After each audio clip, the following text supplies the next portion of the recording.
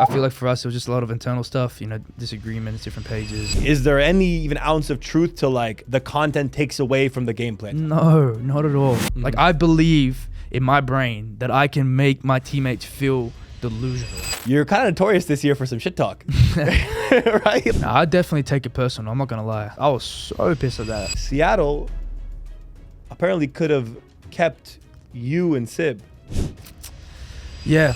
The only thing that would have stopped me from being on OpTic was if I ended up actually joining. Going into this season, was there a chance Sib was going to join you on OpTic? There was a slim chance. Why are you called AG when your initials are AZ?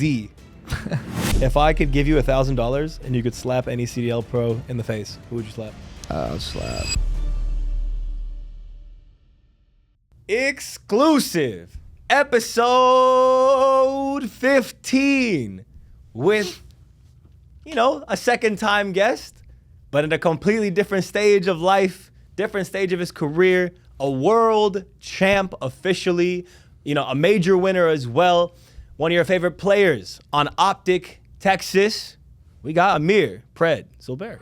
What's going on, man? What's up, brother? Pleasure to be back, brother. Come on, man. Yeah. One of the guests, man. One of the guests. You said you were gonna come here during the year, but we waited it out for good reason too. Yeah, exactly. Yeah. Had to get the ring first. So. That's an amazing thing. I mean, we can talk about that first things first, right? It's obviously on everyone's mind. The ring. I'm sure you guys talked about it a lot recently. But you know, what is that like for you coming from Australia? First off, like a guy that a lot of people doubted coming in first, right? Pops in Seattle, OpTic. Now, year later, you've brought a ring to the green wall. What's that like for you, that experience? Tell me a little about it. Man, it's been a journey. It's the best way to put it. You know, coming from Australia, there's not many players. There's no one that's ever even won anything here. You know, it's a tough scene out there. Not much support.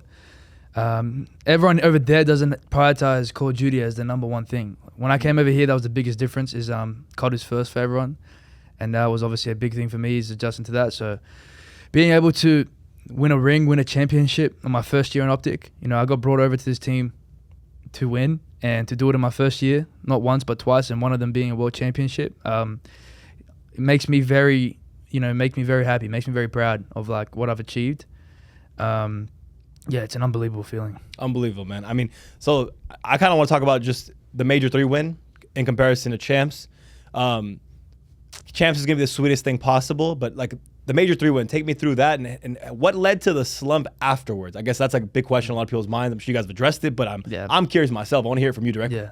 So Major 3, you know, winning Major 3 was my first championship with OpTic, and it just felt so relieving. The best feeling it was just the best feeling to like finally win on OpTic. Like obviously that was my third attempt, but you know, we fell short the major before, lost in the grand final. Before that, we came third. So, like, you know, we had a few, you know, tough losses at tournaments. And winning Major 3 was just so relieving. Just to, like, win on OpTic, you know, all that pressure to just come to the team to win. And just getting that feeling of winning was just, like, under OpTic was, like, a dream for me. So, it felt amazing, honestly. Like, that venue, Toronto, I mean, I've won there before. It's amazing. So, winning Major 3 was amazing. But on Major 4, I mean... Yeah, how did you guys lead from that to, like... one of the slumps that just it put a lot of question marks around the run? Was Major 3 accidental? You know, every question now came up because of how Major 4 went. Yeah, Major 4 was bad, man. No other way to put it. Practice was bad. I feel like a lot of people think it was like a lot of things, you know. It was internally within the team, you know, gameplay stuff. It was a whole bunch of things. For a team to go of our caliber to go from first to a slump like that, to be fair, I feel like our respawn wasn't that bad. I just feel like our SnD was really bad, and that also affected a lot of our confidence. I mean, when you're playing bad in SnD and consistently losing it in the way we were, it does make it, you know, like, it definitely plays a part in your head. Even though some SnDs we should have won, honestly, but majority of them we did play really bad. So I feel like what really led to the slump was just like, you know, Ant's spoken about it before, just repetitive mistakes, things that we speak about, and then, you know, it comes to the moment we do them again. And then that was like more gameplay than internal stuff. There was just more internal, you know, disagreements. Disagreements between like personal or about the game itself? Oh, about the game. Disagreements about the game. and just there's just a bit of it happens to every team. When you're a championship team and you hold yourselves to high standards, and whenever you guys fall into a slump, the room's not going to be perfect. Yeah. I mean, there's going to be arguments, there's going to be disagreements, and it happens to every team, every top team. So I feel like for us, it was just a lot of internal stuff, disagreements, different pages, and then in the game, about the game, and then in the game was just like we said before, like just making the same mistakes that top players like us should understand, like not to do, and how to correct exactly and keep going from exactly that, right? Yeah, exactly. Yeah. And we see that Champs though, right? Exactly. So like it was all about the bounce back, man. That was a time of test of character, It's either we roll over and just accept the defeat, or we rise to the occasion. And I feel like it was a big test for us. What was in the air? I guess in my head, it's like, what was in the air at Champs, or what was it? Was it the preparation? Was it being in a real venue with actual fans? What was it at Champs that I guess put you guys above everyone else? Like it was just clear cut that it looked destined for you guys to win. Yeah, I mean, honestly, the best way to put it is after Major 4, when we got knocked out of the tournament, we had a core, tough conversations with each other. The most important thing was that if each player had a conversation with themselves, if you look yourself in the mirror and you say, like, what do I need to be doing better? This and that. And I feel like we all had a conversation with each other and also conversations with ourselves on how to better our situation. And when we came for that stretch to practice for Champs, everyone locked in, from players, coaching staff, everyone. We were all super locked in, and the preparation was a big key to why we succeeded. And then, walking to the venue, walking through this, like where the stage was, when you've had such a good preparation and you feel that atmosphere, it's hard to lose. You feel almost unstoppable, right? You feel so delusional. Family's there too. Family's there, flew them all over. All our families are there. The crowd's crazy. The venue's amazing. You've prepared so well. You've been slamming in scrims. It's just like you've done everything you could possibly do to prepare for yourself and the environment to benefit you to win. So that's an interesting question. You mentioned the scrims, right? Yeah. Before, like, let's say comparing Major 4, leading into Major 4, or during Major 4 scrims to the Major, and then Champs scrims, were you guys winning a bunch of scrims in Major 4, or actually playing badly? We were playing bad. Oh, okay, even in scrims. Yeah, we were playing we were winning. We weren't just getting slammed every scrim. We were winning some scrims, losing some scrims, but it was nowhere near to the state of form that we were in Major for Champs preparation. Okay. So I feel like the biggest change for us was obviously the conversations we had and, all the adjustments that we spoke about. But I feel like the intensity was really important. Like even scrims would be taken a lot more seriously. Our scrims were very intense, which is, I feel like, the most productive. That practice was very useful. Yes. Besides you guys in those scrims, like, was there anyone else that stood out to you that you played against that you feel like either underperformed, overperformed? Just when you played them, were they kind of keeping up with you guys? Anyone? Honestly, I'd say Seattle. Really? I feel like Seattle was we're playing them in hardpoint, and I feel like they were a really good hardpoint team, and I feel like that's some good search players too. So I feel like they were going to go a bit deeper, maybe top 4. I honestly thought Seattle was going to be top 4. Like basically Seattle was going to be where LAT was basically. Basically, yeah. LAT was so good too. Yeah, I feel like them two were like 1A, 1B in terms of like the way you would compare them. So I feel like Seattle's the one team that when we were scrimming, we were like, they might be the sleeper. They had a good concept in hardpoint. Like they were playing the map correctly, and like you could feel like that they were doing the right things. That's what Ghosty said too. He did a podcast with Dylan. He said the same thing. Basically, he's like, yeah, Seattle is a team I thought was going to perform a lot better, and he's surprised at what they did. Yeah. What about? I have to ask naturally too. In your scrims, did you play FaZe at all in these scrims or no? Did we play FaZe? Were they on the outside of the bracket? I can't remember. No, they weren't. Yeah, we did play FaZe. We played FaZe. FaZe is FaZe. Was it memorable? Were the scrims memorable? Were they lackluster or like? I think we didn't scrim them as much. Okay. No, we did scrim them. Honestly, the scrims versus FaZe is always the same. It's either split maps or it's very like 1-1. Like maybe they beat us by one more map or we beat them by one more map. It's very close. Yeah, so it wasn't like so transparent. Like, damn, we're slamming these. Besides, honestly, the only time we like played scrims really well against them was actually at LAN. Oh, I got what you're saying. So like when we scrimmed them before the actual there's like a day where you come in and you actually have a full scrim day at LAN, and that's the day when we scrimmed them and we I think we won every single map, and that's when we were like, damn, like that was kind of like felt good. So yeah, there's something here. Something's brewing up. Basically, it felt really good. Okay, hoisting up the trophy against all odds. Before the against all odds, the narrative this year, man, against you has been so interesting, so up and down. Start of the year, complete elation, right? Pred's on the team. Last year, they're chanting your name. You're chanting OpTic Pred before you're even there. your chat spamming, everything. You come in Major 1, everyone's happy about it, that you're there, it's popping. But then going into Major 2, some doubts. Major 3, you win. Major 4, you guys get slammed, but a lot of the weight comes to you. What is that experience like? Because I don't think anyone else can describe it besides the person it's happening to.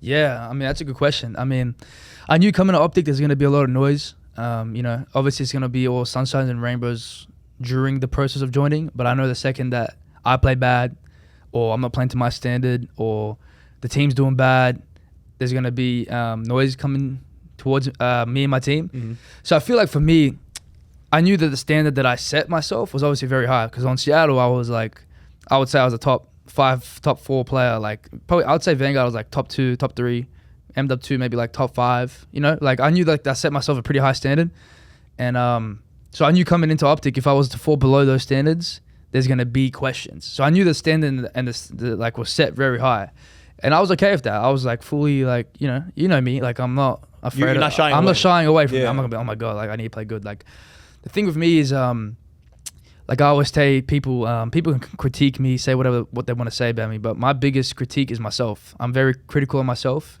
so no one can be able to critique me more than myself. Right. So, but yeah, the narrative was it was funny. You know, there's some funny stuff you hear about. You know, it's just like when I play bad, and if I was to have a bad series, and then you know everyone's blowing up, oh my god, Prez this, Prez doing that. People think that it's like how do I explain it? Like I forget how to play the game, or I forget how to shoot, or like, you know what I'm saying? People like think that like your thing is the LeProne thing. Yeah, yes. The main thing was like, oh, he doesn't move on the map. Yes, which is like funny because like that people don't understand that we're the only top 4 team to make 2-man changes, and I've been playing on one team for my whole career in a whole different system. I now play with a sub Shotzzy. Mac and Shotzzy are incredibly different. So that's why you even saw him Ant during Major 1, Major 2, not doing what he's been doing from Major 3 to Champs. It's because we're both trying to understand how to make it work. Right. And it's a thing where you have 2 top subs that are high engagements, high this, high that for the last 2-3 years, and then when they come together, they have to understand the pacing. And I feel like that was like one thing where like, for example, I'd spawn up usually every day. I'd be like, if I was playing with like my old team, spawn up, that's the cut, I'm going to it every time. Quickest cut, quickest way to get a kill, boom, boom, boom. I'd be doing that every time. But then like for this team, if I spawn up, I see Ant there, it's like, okay, now I need to fill something else in. You know what I'm saying? And that's the same thing that he was having. And it's like a learning process, you know? There's gonna be some bumps and bumps on the way.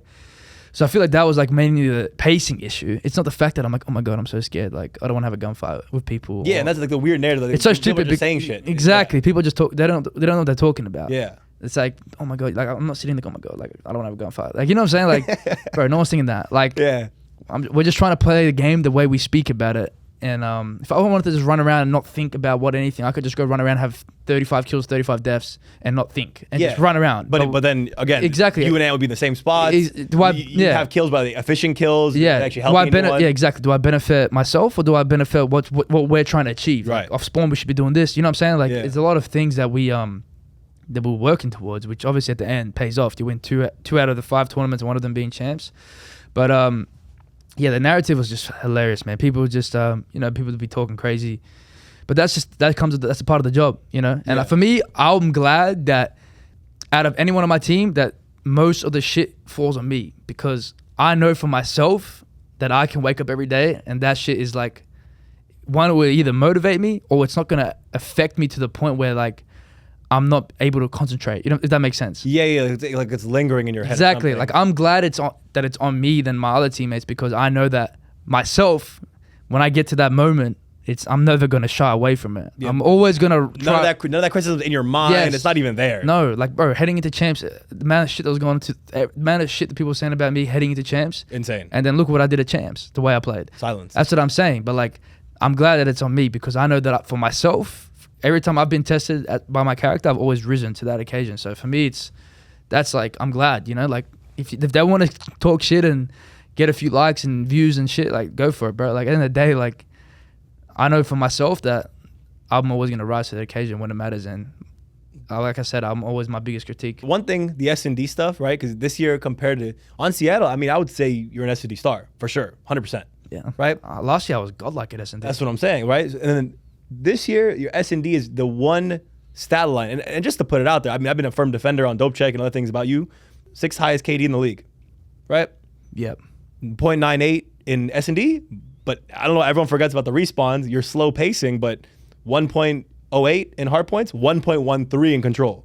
Yeah. I don't know. The narrative is funny because it doesn't match the numbers. It doesn't. Yeah. But the SnD, I guess that's the only one where I guess the numbers do match a bit. What was the SnD issues this year that I think, was it pacing again, or what was it SnD this year that made it so tricky? Like I said, I mean, SnD again, it's, it was kind of like, SnD was definitely mostly like, it wasn't like, I wouldn't say it was a team thing. It was definitely obviously team stuff, but it was more like I said it once again, like I came from a team where every round I'd be just randomly hitting shit, going for bloods, blah, blah, blah, blah. But like understanding that I also play with Ant, it's like we can't both be just consistently doing that. Yeah, the play last year, most time I'm sure was centered around you getting a blood or Max sliding in for you to get a trade, something like that. This year it's not like that. Yes, it's not like I'm like it's just like I said, yeah, it's like an adjustment to the play, like the players that I'm playing with. It's just that sometimes like Ant's Ant, he's one of the best playmakers, if not the best playmaker in the game.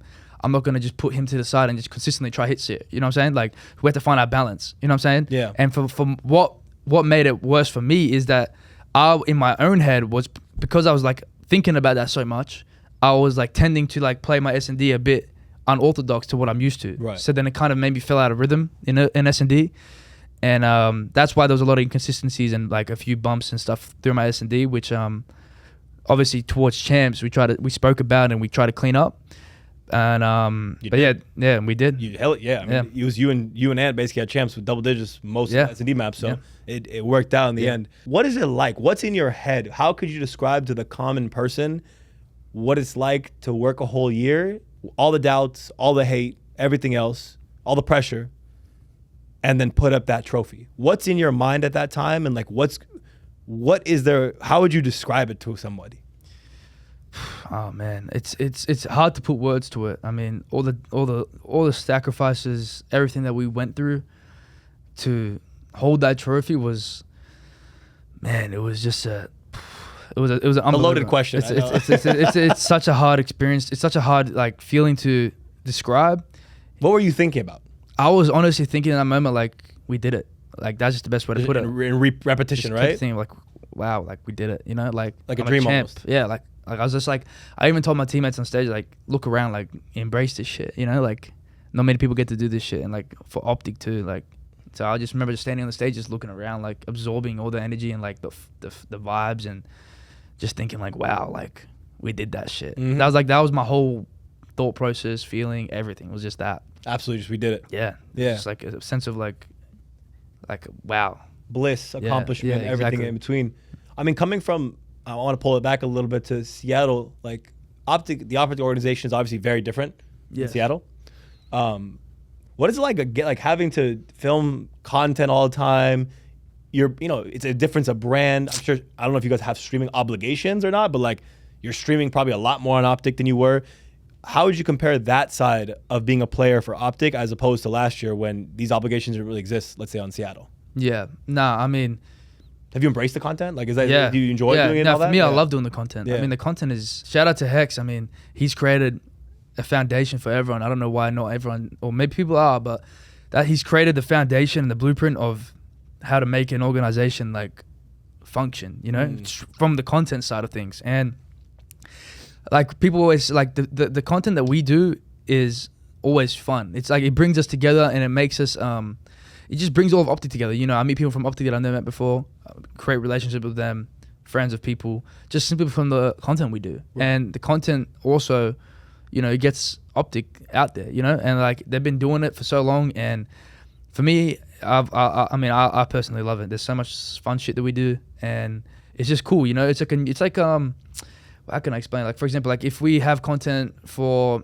I don't know, we did like a wipeout sort of thing. I can't remember exactly what it was called, but it was like a FanDuel thing, and we go out for like a day, and we just like do a bunch of obstacles and like all this type of shit, and like that's content, but it's fun. Like, you know what I'm saying? Like, it's really fun to do, and yeah, man, for me, I embrace it, man. I love it, man, and it's just like, it's very motivating because content is a whole untapped you know, In like, COD for sure. It's in the CDL for CDL, it's so untapped for players. Like, that's why I was like, if you're a player, you should just be streaming, man. You got to start somewhere, you know. We always be throwing random ideas. You mentioned it's how do you do a mukbang or something. No. I mentioned eating like a spicy hot chip and stuff, like random stuff. Random right? stuff that's just people like to watch. Yeah. I mean, that's all I do. When I'm bored, I'm just on YouTube. Just watching. Just scrolling. Yeah. Just watching. Oh, this is pretty fun. That's short. That's good. Yeah. I just watch random shit that's on my recommended and I just watch it. And I don't even know what I'm watching. Like, I'm just there.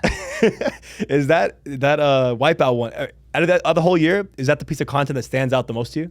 Yeah, just shit like that, where we all come as a group and we do like fun activities. Like we had like a pickleball tournament.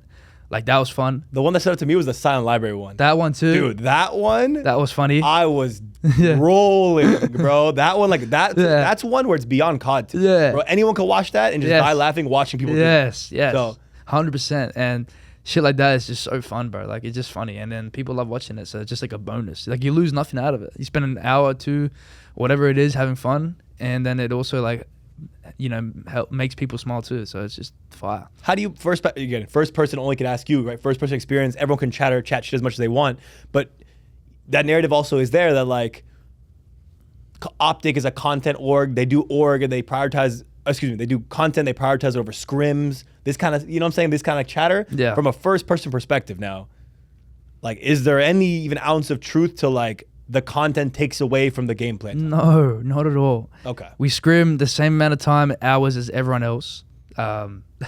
That's the complete false. Like, that's not even like a thing. So you guys be coming in just mad early to do it or staying later to do it? Yeah, if we have to do it, let's just say practice at 12, and if we have a podcast we'll just come in at 10 a.m. and we'll just knock out the podcast and then we'll be ready for practice. We'll have a photo shoot, 11:30, practice at 12, like not even the actual practice, like to just be there at 12. Yeah. Practice starts at 1 o'clock every day. So yeah, no, that's not a thing. We either do it before or after, and all of our content is catered around our competitive side. It's never interfering. It's always before or after. Right. And even big sponsor streams, big streams that we have one on Monday, the Valorant one, and that's sponsored that's going to be catered around there's 50 people, 40 people, I don't know how many people are involved, but it's catered around, specifically around. Like, so you guys can scrim, get it handled, make sure the competitive priorities are put ahead. Yes. And then entertainment, content, XYZ. We work as hard every day for competitive side, 100%. Content has nothing to do with it. Which narrative, I guess, in total, I know we keep tagging on narratives, but OpTic, most attention, you're going to get the most random words being thrown out, but which narrative, whether it's about OpTic or yourself, what was the most annoying just to hear? Like, it had the least amount of truth or something to you, which is like, bro, how is this even out there? Which which thing got you the most in that sense? Man, there's been so many narratives this year. LeProne, Lay G. That one is actually funny because when me and him, like not me and Answer, me and MC like play GTA, it's just funny because MC like plays as me and like he does this thing where he crawls. Oh he lays down. He lays down. He goes, "Bro, go first," or something. I find that shit funny. It's funny because like it's just funny. Like I find that one actually funny. But the one the narrative is just more about the confidence thing. Like I feel like the narrative about myself, about my confidence, I feel like it's not, how do I explain it? It's not that I'm not confident. It's more that I'm just indecisive, if that makes sense. I guess confidence can revert to that, but I get, it's like, how do I explain it? It's more of like a overthinking, if that makes sense. Yeah. Like, it's not like I wake up, load into a match or have a game that day and I'm like, oh my God, like I have to do something. I have to get it. I have to go. I have to make a play. I have to like go get kills. I can't just sit in this corner all day. Like I'm not thinking like that. For me, it's more overthinking the actual game, which then might make me play slower, if that makes sense. Yeah, trying to process what's going on. I'm trying to process things, and like I said, that's not entirely like I said, it's not entirely just like confidence. It's not a confidence thing. It's not like bro, you see, everyone's seen the way I am on stage, like after the comms release and shit. Like people know how my brain is operating. Like I'm not a scared person. That's why if CJ, when you edit this, go to my eyebrows when he said the confidence issue, because you could just see my eyebrows go down and me being like, he's one of the most confident people generally I know. So it's kind of funny to me that that's exists. Exactly. Right. But like at the same time, I understand why people do think that, because when they see, it's like, why is he doing this? Why is he playing slow here? Why so then I understand. But like I said, for me, it's more of an overthinking problem, which comes from myself, internal stuff within the team, and the team's actual like gameplay shit. Yeah. And like I said, I'm a very like I think a lot. I'm very like I think about my next move, blah blah blah. So then when I get caught thinking too much, that's when I tend to like slow up my pace. You know what I'm saying? Yeah, try to catch up with the information. Exactly, Yeah. exactly. But it's not like I'm like, oh my god, like I don't want to have a gunfight, like this and that. I'm not thinking like that, if that makes sense. That's what I wanted to like bring up. Yeah, I mean the numbers speak otherwise. Like I said, the hard pointing control numbers, the ones where you're actually moving, banging things out. You know, like your numbers are of the highest caliber. So like, 100%. And SnD, it's like it's not even a thing of like, oh my god, I don't want to get blooded. Like I don't want to do this. It's more about like I said, it's like an overthinking thing. Yeah. And it's definitely not a confidence thing because I'm very confident. And then when, like I said, when I critique myself, I'm not critiquing myself like, hey man, you got to be more confident. You got to be doing this. You got to take charge. It's more like, bro, stop thinking so much about shit. You know what I'm saying? Like, you know what I mean? It's nothing to do with confidence, if that makes sense. 100%. That's what I wanted to like clear up because like if people don't know me by now, I'm very confident. Yeah, your energy on stage, I think with the comms and other times too, we've seen past comms at different majors. Do you think that's your, I wouldn't say your most important role, but of the team, the energy you bring, is that a big thing? Yeah, I mean, man, if you even go to the first game chat that we ever did as a team, the thing that I told them, I said, man, when you guys play with me on stage, you're going to feel like, you guys are going to feel it, like how it feels to be like playing with me on stage. Unstoppable, right? Like, I said, you're going to feel like insane. Yeah.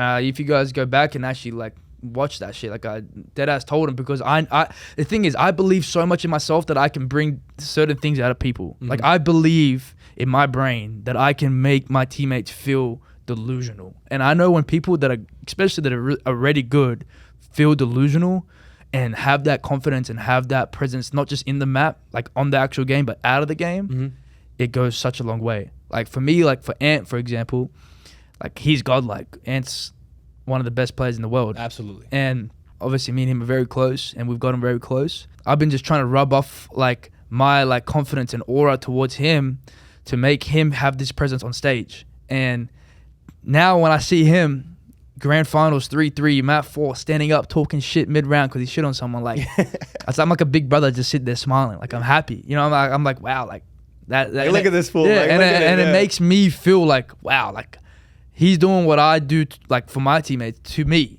Yeah. Like I'm like, fuck, now I'm getting like, fuck, dude. Like I feel insane right now. Like this is my teammate like doing this shit. Like me and him fiend off that. Like even Major 3, same shit. Like we fiend off that shit. And like I'm just so glad that he's been able to like untap that like that dog in him, man. Yeah, the dog. the fucking dog. And even the same thing with like Bruce too. Like I mean he very like very cool, calm, collective, and like even he at times like be getting loud and doing that type of shit. And same with Ken, same shit. And for me, it's like that for me in terms of energy and delusion and confidence, like I just want my team to always believe that they can win. Yeah. And that's the best way to put it. I just want to make them feel like they're the best players that ever play the game, and like we're the best team and we can win no matter what's going on. And yeah, that's if everyone can be that spark and you can create that little spark in everyone so that there's moments now it's not just me. Yep. Now if Ant gets up and starts screaming, now we're all delusional. Exactly. If Bruce gets up and starts doing it, delusional. Exactly. Like, it carries with everyone. Exactly. Yeah. It's like an avalanche. It just keeps going. Yeah. And that's something that I pride myself on, is I know for myself I'm gonna be like that. But if I can create that within my teammates and make my teammates feel like that intensity and like that confidence and all that stuff, it just, I know it goes a long way. And for me, it's no better feeling when, you know, it pays off. Yeah. I see my teammates reacting in a way that they become unstoppable. Exactly. Yeah. Exactly. I mean, speaking of getting the energy and kind of that, you're kind of notorious this year for some shit talk, right? Like, there's the Miami, there's like the 3-0. Yeah. At Champs, we saw that, you know, when JoeDeceives got up and yapping, and then you yap back. This year, I guess, what was your, like, none of it, I know none of it's personal at the end of the day. It's just, it's stage. I mean, maybe it is a little personal with you. I don't know. So what was your, I guess, standout shit talk moment, or which act that someone did on stage made you want your get back the most? No, I definitely take it personal. I'm not going to lie. You're a fucking lunatic. No, I actually do take it personal. Like, for example, like the Vikul thing. Yeah. Like I was so pissed at that. You were tight? Yeah, hell yeah. All I was thinking about was when we threw on like I had that shit in my brain for like weeks, like just waiting for the moment, just waiting for that specific moment. And even against Thieves, like just seeing them, like I could see like, you know, Joe like saying, yo, look at me, fucking look at me. As he's shit talking us, we're down 0-2, and like man, that shit fucking burnt me, bro. Like I was so mad. It's like, oh my god, man, like that shit, like it just makes my blood boil. And for me, it's if people want to like shit talk and do all that, like just know, like that's just it does actually piss me off. You're probably better off not saying anything. Yeah, and not get you riled up. Probably. Yes, like I generally do get actually frustrated, like because I just find like people are trying to like disrespect me and my team, and like it pisses me off. That's like the honest way to put it. It's just like this guy's telling me to look at him because he's up 2-0, you know? Like, dude, like what? You're a and I'm like, madman. and I'm just getting like, I'm just thinking like, fuck, bro, you better not let me win because fuck, you're gonna hear it, bro. And like that's all I'm thinking is like, that's just my mindset, honestly. And it's not even like it's just a natural thing. Like I generally just get like pissed, you know? Yeah, especially in the height of battle, basically. Like this is when you're gonna trigger me the most. Exactly. And some people just don't, like for example, like some, like for even my team, like maybe they like get pissed, but they don't really care. Like they're more focused on the next map. Yeah. Know? Like they're just like whatever, like next map. You're like tweaking to get into the next map to shit on them because they said that. Exactly. And I'm like the opposite. I'm like, holy fuck, like why did he just do that? I'm so like, oh my god, I'm gonna fucking lose it. Does any of that carry over from scrims? Do you know what I'm saying? Like, is there any chirping on scrims that we then see on stage? Like, not really. Not really. Scrims is different. Everyone's in the comfort of their home. Pajamas on. No one's game chatting in scrims, like talking shit. Sometimes, but like at the end of the day, if you see these people if I see these people in person, it's never gonna be like shit talk. It's more like just for fun, you know. It's like just banter. Like no one's really taking it seriously. So most of that just is happening on stage right that moment. Someone's getting up and like on stage. On stage is different. Yeah, on stage is so much different than like scrims, game chat and shit. But yeah. Okay, I mean 100%. The Seattle time though, there was something else that I wanted to ask about then, and it's like an alternate reality question. And it kind of goes for OpTic as well, but I'll start with the Seattle thing. Yeah. Seattle apparently could have kept you and Sib. Yeah. No, they could have kept us if they decided to re-sign us, but I'm pretty sure they just didn't want to do it just because of obviously because the offers we were getting, it was just going to be tough for them to match. However, I feel like they could have maybe matched them, but it was just it was just a big, discussion that we had with them, and but yeah, it just never went through. Honestly, it just never went through. But there was definitely a chance. If I rewinded to your mindset back then, like when these discussions were happening, was there an actual world where you would have entertained it? If the money was right, yeah. If the money was like right, but like I doubt it though. Like if the money was like, when I mean by right, I mean like it was mid-season, right? Which one? When this discussion was happening, like to re-sign you guys? Oh yeah, it was mid-season. I think I'm pretty sure. And if the money was right, and when I mean by right, I mean like some insane shit. Because like for me to not go to OpTic was like it would have to be like some crazy offer, which is like no one in the world would turn down. If that makes sense. But for me, my eyes were set. Like my eyes were set on going here for like the longest time. You had a bigger goal in mind. Exactly. For me, it's just like it's obviously the money's a thing, but for me, it was just a legacy, dream, everything. Like this is what the team is, and it was. But yeah, there was a conversation for sure. There was definitely conversations regarding that. I'm not too sure exactly about Dante's situation.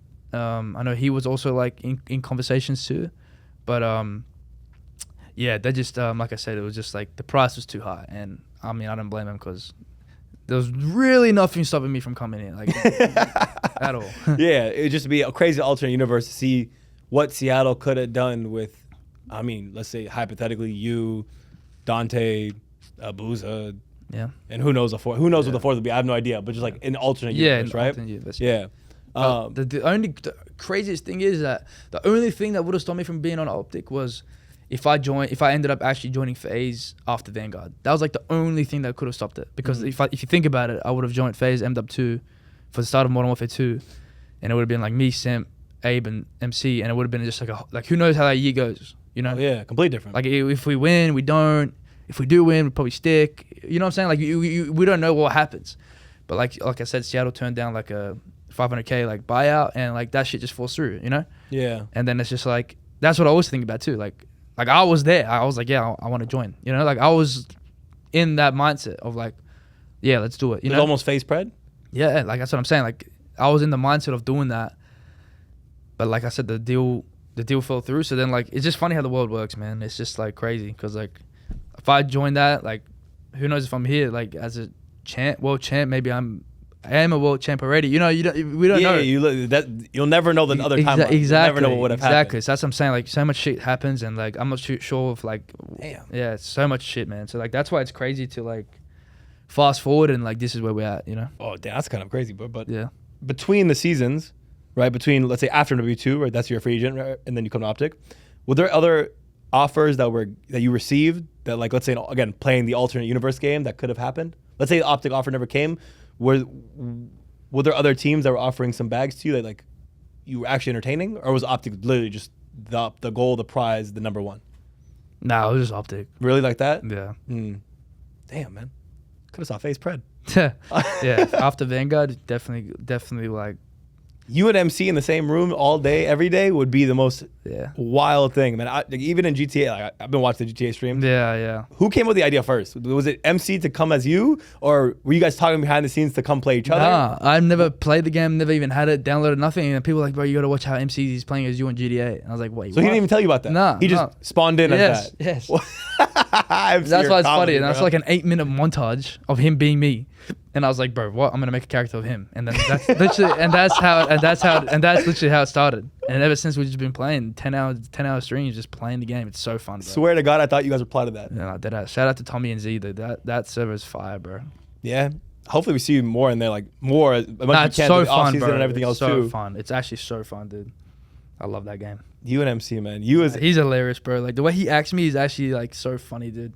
It's because it's just funny because we both have like voice changes on, and like I'm squeakier, high pitch, and he's like this dark, like this deep voice, and it's just funny. Nerd. And it's just funny because it's just so funny, bro. Like, yeah, oh my God, like you wouldn't guess what his job is. Like his job is a stripper. Like it's just so funny. I just know he runs around shirtless all the time, and then just be doing push-ups, laying down randomly, and then be calling people nerd all the time. Yeah, it's just funny because I roast him about myself, and he roasts me about himself. Yeah, it's like the biggest mindfuck ever, dude. Yeah, it's so funny. Yeah, that GTA stuff is actually so comedy. Funny, dude. I mean, you have EWC coming up too now. Yeah, right? Big tournament.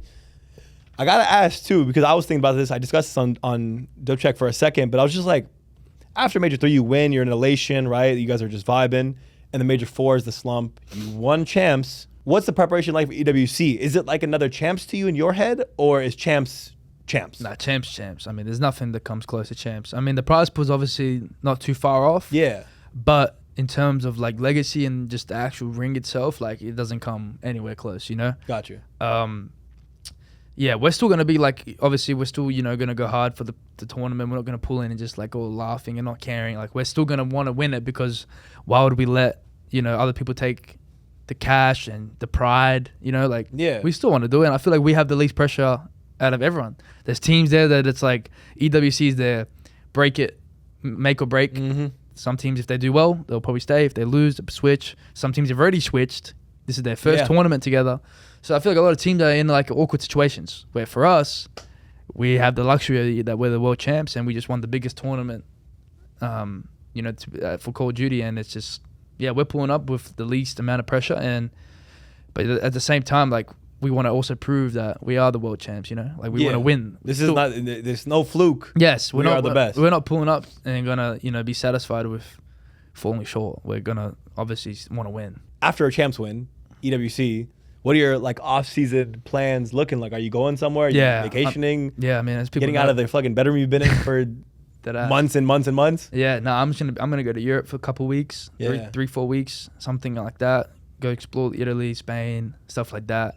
You know, Real Madrid season starts. I might be popping into a game, just stuff like that. You know, I'm gonna go experience the world, bro. Like, it's nice weather. I'm gonna be in Saudi Arabia anyway, which is like a couple hours away from Europe. Yeah. May as well just pop by for a couple weeks and just enjoy, man, celebrate, have a good time, and just relax, man. It's been a stressful season. I'm sure it has. I'm honestly sure it has. Wouldn't mind just turn the phone off, no commitments for just 3 weeks, and Don't disturb. don't disturb, bro. Go on Hollywood. Literally do not disturb, bro. But like, even I was gonna ask you about the hex quarters too, like these new hex quarters. Yeah. What is that like? Nah, it's dope, man. It's I know for them it's been like it's where they, you know, originate home base, exactly. So for me, it's cool, man. Hex quarters is always the one downtown was really nice. Don't get me wrong. Yeah, I was gonna say because that's what very convenient. Yeah, that's what I knew. Right? It was for me. That was my first time like working in that environment, and it was cool because like me and Ant used to go to NBA games all the time. But I know for them it's more of like a home thing. So for me it's cool, man. I'm easy, man. Wherever we go, man. As long as the internet's good, man. Of course, yeah. You guys are scrimming out of there? Yeah. Okay, cool. That's fire. Nah, for sure. Yeah, bro. I'm gonna go over to the questions. Okay. Right? Reddit, Twitter, asked a bunch of questions. Listen, every episode from now on, the guests are gonna get questions from you guys. You'll be featured in the episode, so please drop. If we missed anything too, drop in the comments you want me to see to like ask future pros. We'll go from there. But let's see some of the questions we got from Reddit, some of the questions we got from Twitter, and they got any good ones, man. Okay, I bet. This is Brody Trades from Twitter. Going into this season, was there a chance Sib was going to join you on OpTic? Missed that duo. There was a slim chance, but we were. There was a slim chance. But I'm not exactly sure on how all conversations went down. Got you. Yeah. I mean, say someone else in negotiation. Exactly. Yeah. Someone else in negotiation. Right. Which former teammate would you want to team with again? I don't know, man. Like, it's hard for me to pick because like I'm so close with all three of them. Like Mac, Dante, and Lamar. Like for me, I couldn't pick one. Honestly, I can't pick one. We are so like I have such good relationships with all of them, and so close with all of them. Like it would be impossible to pick. I tried, man. Like even I tried to rephrase the question for you, but there's no real way to ask it. What was it like to go up against Sib, like your former duo? Like the first time, what was that like? Oh, for the first time he beat me online, round 11. I'll never forget it. But I'll never forget it. Locked in. You know exactly what happened. Yeah, he's yet to beat me on LAN. So it's funny because I've beat him Major 1 at LAN, Major 2 at LAN, Major 3 at LAN, Major 4 obviously we didn't play. Yeah. And then Major at Champs. So I beat him 4 times at LAN. And he's yet to beat me at LAN. So I mean, it's just funny because like our families are close too. So I mean, he was even calling me on Champ Sunday. Like I'm not answering the phone. He called you that day? Yeah, I'm like, we ain't friends. He trying to psych you out, bro? He trying to be like, hey, what's up, bud? I'm like, we ain't friends today, brother. That's pretty comedy, actually. What did you think of potentially teaming with Clayster on Surge? That was never going to happen. Oh, okay. Yeah. I mean, it was like, I was never going to let that happen. Like, I was always, like, Lamar was always going to play on that team. So basically rumors? Yeah, just rumors. Yeah. MP40, Vaznev, or Rival 9? MP40. The MP40? Yeah. That was, like, for me, the funnest gun to use, yeah. You're a nerd. Would you ever do a 20v1 like Dash you did? Nah, hell no. Hell no. No, I think, was it on the Silent Library one where they asked you a question like, what? I think the question was like, what's your favorite position or something? Yeah, some crazy shit. Yeah, so I'm like, why? And then thank God it was like blurred out. Yeah. But I was like, bro, they're asking some crazy shit. Some crazy shit. So yeah. No 20v1 for you? Nah, bro. Too much headaches, bro. Too much drama. Problems? Just straight problems? Just problems. Yeah, no benefits. There you go. That's the questions from Twitter. Let's go Reddit real quick. Let's see if they're actually asking questions or just roasting me to oblivion. Let's find out. This is one that I used to wonder, and I think fans probably wonder pretty heavily. Why are you called AG when your initials are AZ? That's honestly such a long story, bro. Like, I actually told my team like recently because like Ant was asking me one time, but it's just like a nickname. It's like it has nothing to do with my initials. It's like a nickname that I got from like when I was in school, and like everyone called me, and there's like a story behind the name, but like I can't say the story. It's a long story. It won't be said today. Yes, and like it just stuck with me the whole time. Like my whole time in school was that was like you just referred AG. Yes, like that was like my. Even when I played games in Australia, like that was it. Like, it was just AG. We'll never know. Yeah. Off camera, I'll know the story, but you guys, you'll never know the story. No. It's all good. One day. Forget bench press. How much do you squat? But I haven't squatted in a long time. But when I was squatting, I was able to squat like 110 kilograms. I don't know how much that is in pounds though. 230 pounds. Like 3 plates, right? Yeah. There you go. Yeah, Like 225. 225, 230. Very nice. I have big legs, bro. Very nice. Yeah, tree trunks, bro. Yeah, literally. The cam will pick them up. Don't worry. Yes. Who was the best non-OpTic player this year? Best non-OpTic player this year.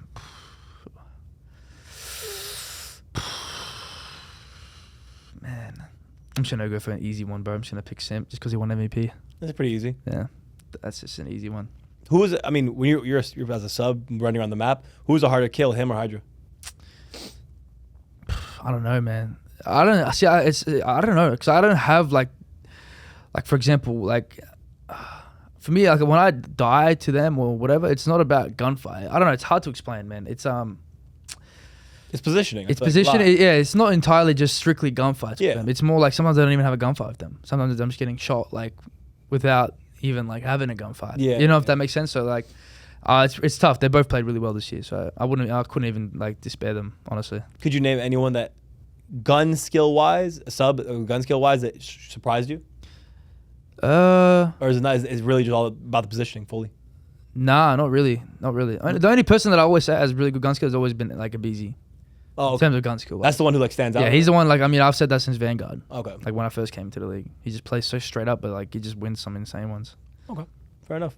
Did MW2's slow pace, low TTK, and lack of slide cancel contribute to the way you play, like the lay down, more prone play style, like playing more for shooting people inside and more tactically?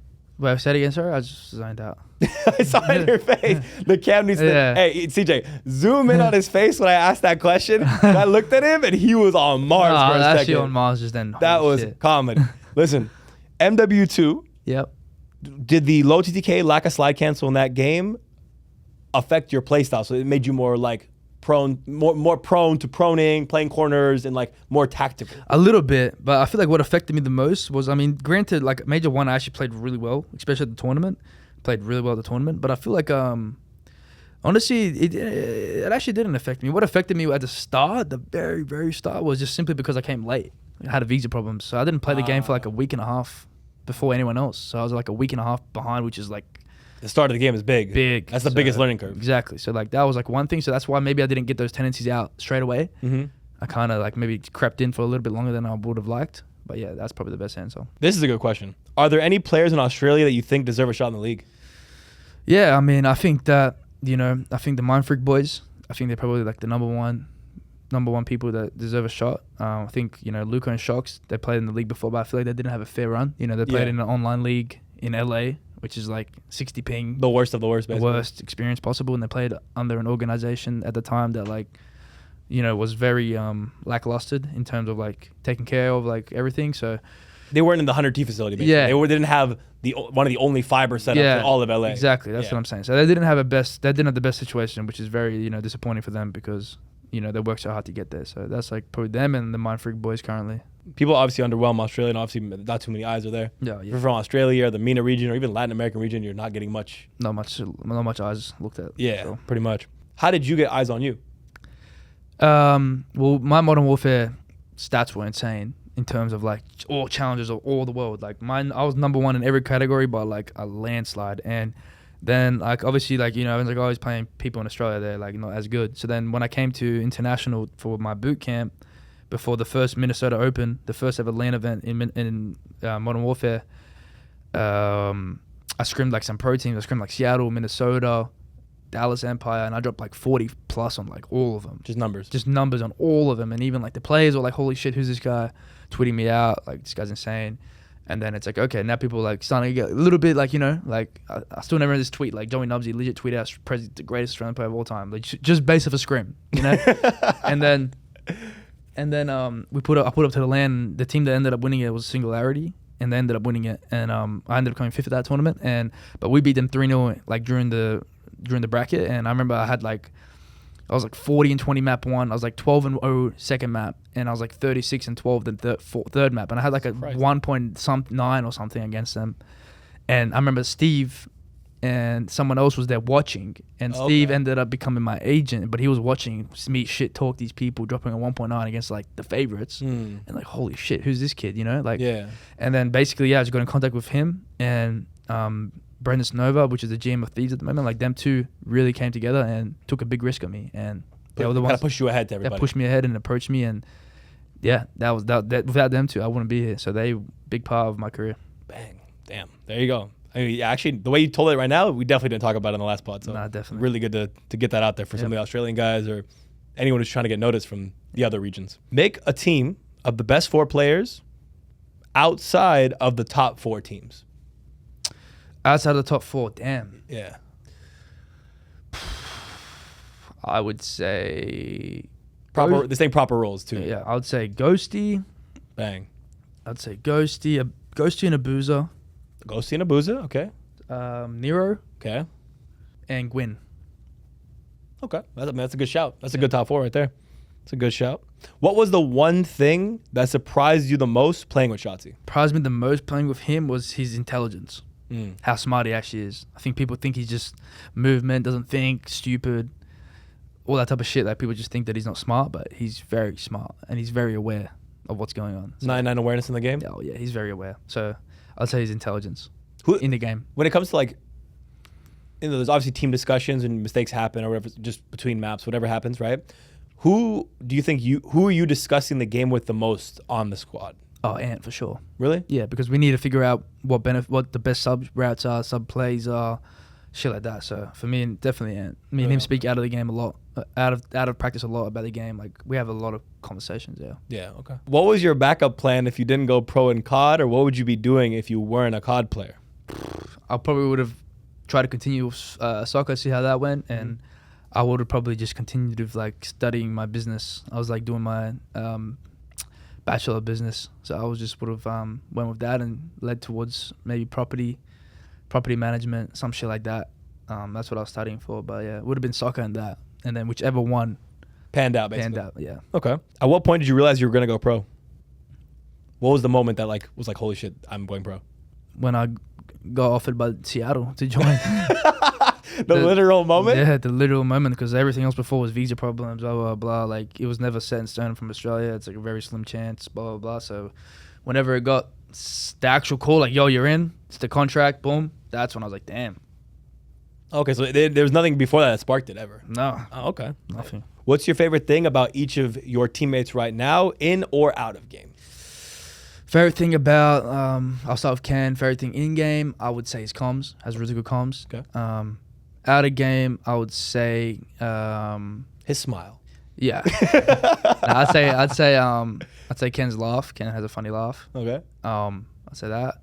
For Bruce in game, I would say his seriousness. I love how serious he is sometimes. Like when he's super locked in, I love it. It's funny. Out of game, I'd say Bruce's vibes. Like he's good vibes. He's always just cracking jokes, man. Me and him always have laughs together, just cracking jokes. Yeah. And in game, I'd say I'll just say selfless. He's very selfless in game. Yeah.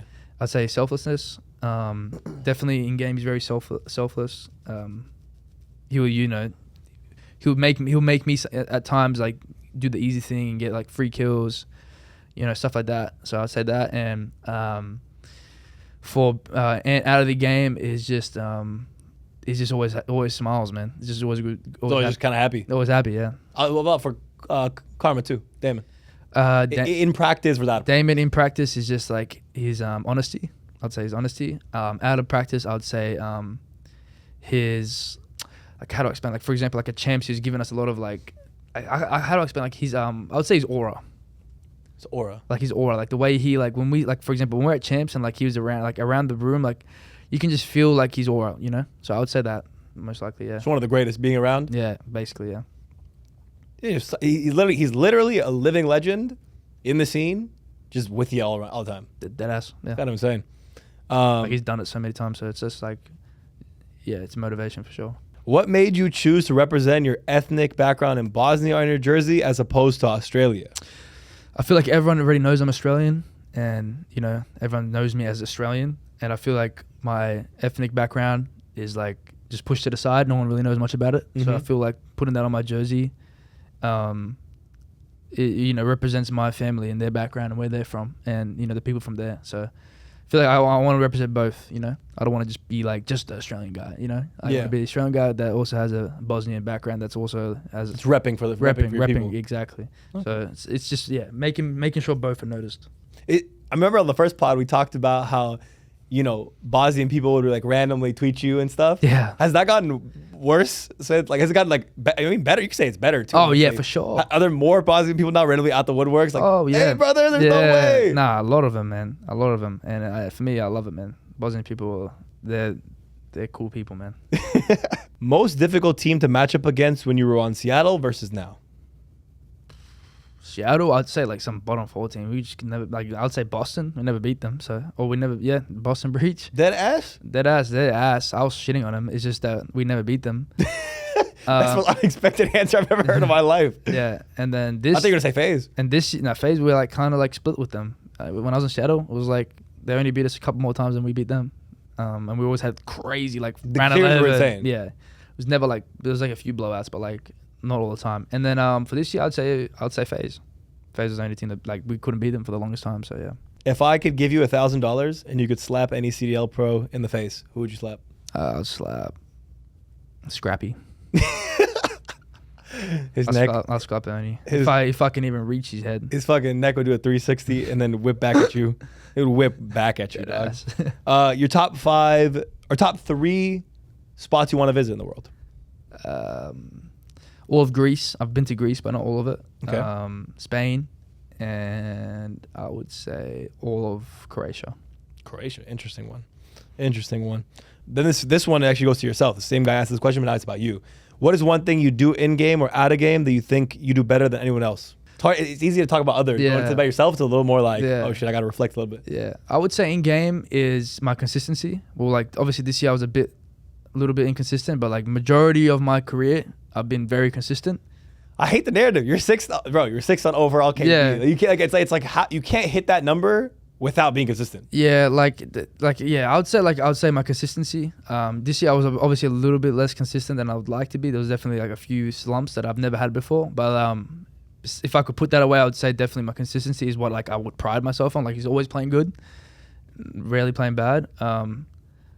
And then my outer game would just be my, like I said, my energy and my aura and like the what I bring towards the team and my teammates in and out of the game. You know, you've said before, like multiple times on this pod, even before, and you guys are on OpTic pods, that OpTic was your thing, right? That was what you wanted to achieve and all that stuff.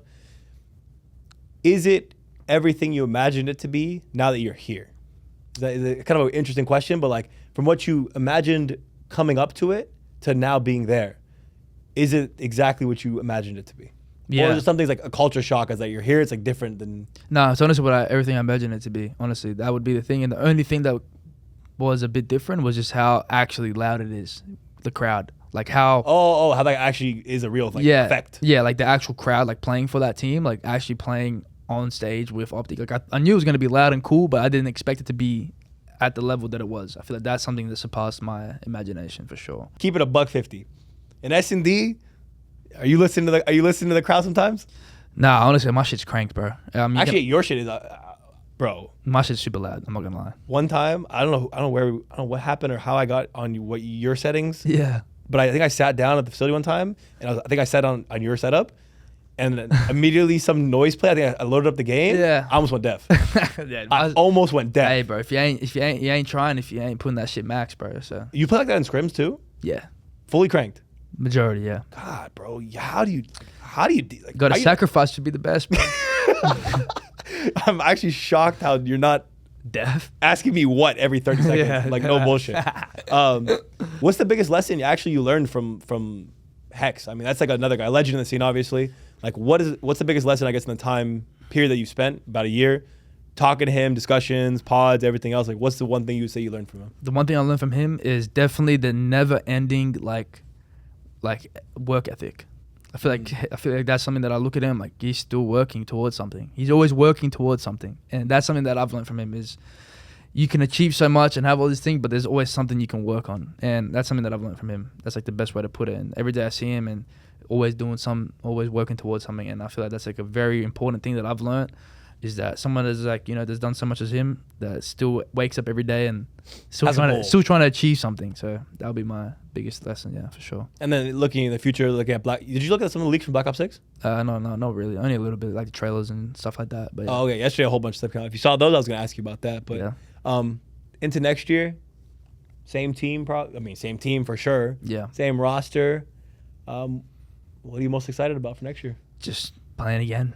Getting it back into Just it? getting back into it. Just another tournaments, just getting to play a game, and hopefully the game caters towards competitive more, and it's just fun, bro. I hope the game's good. That's like the biggest thing and hopefully I'm here at the start of the game as well. Hopefully I'm not, having problems. Is there a chance that could happen again? Nah. I hope not. I don't think so. All my shit's situated, I think. I'm pretty sure. Yeah. Question mark.